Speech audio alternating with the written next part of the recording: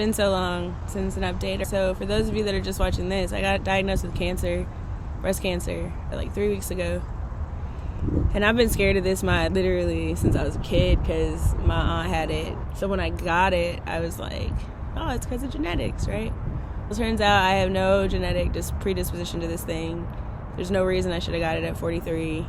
I got my PhD. I spent the last 8 years. It's supposed to take 4 or 5. I spent 8 trying to get this PhD in education. People thought I wanted to change the world and all that, and turns out I just want to live. Which is ironic because my dissertation stuff and all my PhD work was in the Black adolescent student experience. And in going through mine, I got suicidal, and life happens, but going through a suicidal ideation phase and planning and all the things and getting through it and realizing I'm worth it, going through therapy, all of that, right? I was partying hard, stopping the party, COVID, getting docked half pay because of COVID, whatever the hell. Like, everything was so crazy for the last 4 years. And then I look back and I'm like, you know what? My grandma died 6 years ago. Like, I've had a lot of grandparents, but this one was my mom's mom, and it's a whole story in and of itself. Small family and whatnot. Lots of Black experiences that people don't want to hear anymore. And yes, I quoted it.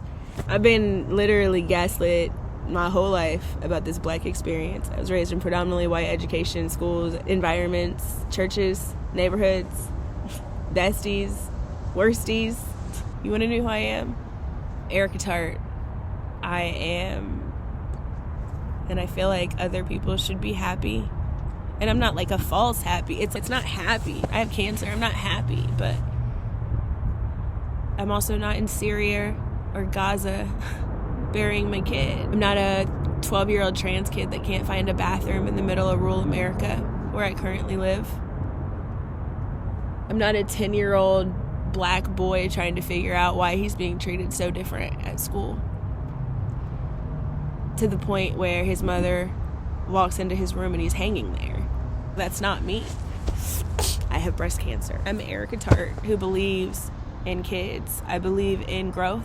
I believe in change. I believe that the only thing that never changes is that everything changes. Every single time. I've decided that I'm going to kick this shit in its ass. But I've been broke since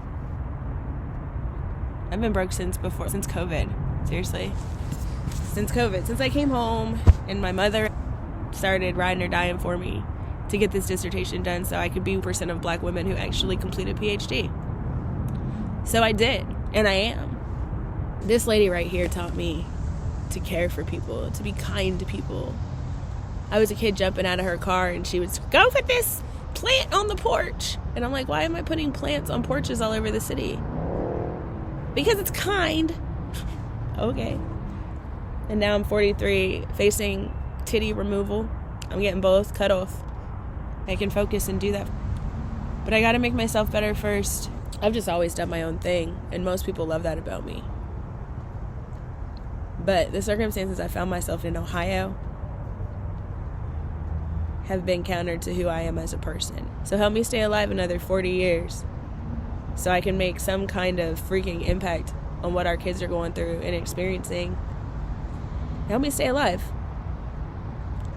Help me get through this, y'all, so I can be Dr. Tartt PhD for everybody and just really center myself, have some come to Jesus moments, travel the world, and show everybody what the hell they can do with their life. Because I've been making friends everywhere I've gone for the last 20 years of my life, and now I have to FaceTime them all because I can't afford to go see them and they can't afford to see me. Which is, thank God for FaceTime, right? Here's the thing, people. The doctors are doing what they have to do. I'm doing what I have to do to show up every day. She was marching at 20, marching so she could sit at a lunch counter. It's time for us to march so we can choose whatever the bathroom we want, whatever state we want, whatever procedure we want. Because my generation was the generation y'all told could do whatever they want and who could be whatever they want. And then when we went to do it and execute, there was nothing there to grab. And now I want to survive this, get all of us together, and show you who the hell we really are. We ain't gone nowhere.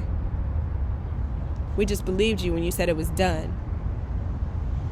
But these last 10 or so, and what you've done to our kids, cool.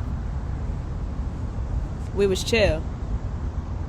We ain't gonna be chill no more. Or at least I won't be. Let's all fire it up